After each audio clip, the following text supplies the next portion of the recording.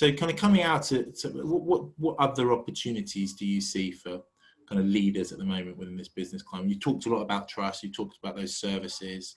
Do you think companies will need to reassess the way they've been working in order to take the advantage of this new business climate? Yeah, well, I think as we all face the challenge of making sure we've got stable businesses, and unfortunately, as we know, there's going to be some casualties along the way.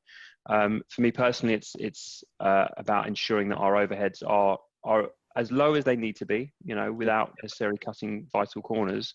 Whether that for a lot of people is office space, I certainly think this. If there's been, if there's a give and take, as we know that if we're being squeezed on our top line, then perhaps reducing our overheads through being more creative with our workspace is something that we'd have to do.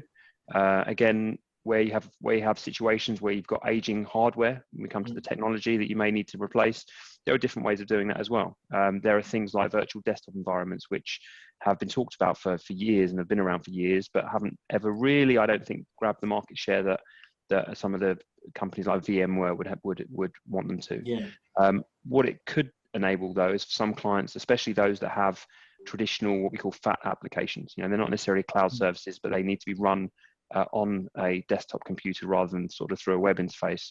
Yeah. It enables them to sweat the assets a bit longer. So they might have desktop hardware that isn't great, but let's say if you've got 100 members of staff and 100 PCs that need replacing, that's a huge investment. Using VDI, especially if it's VDI as a service, so you've got Microsoft Virtual Desktop, which is again a fairly new tool from Microsoft that is a way of remoting into a virtual desktop. What it means is the computer you're using doesn't really need any power at all. Yeah, it's just a device for accessing much better kit. Exactly. Exactly. And actually also has benefits in terms of security, in terms of remote working and flexible working. So there are opportunities there. And it's, as I said, I'm certainly not, I wouldn't say that's a solution for all businesses, but where the conditions are right, I think there's an opportunity to go down that route and explore, certainly as a proof of concept, I think, to begin with, what that could look like.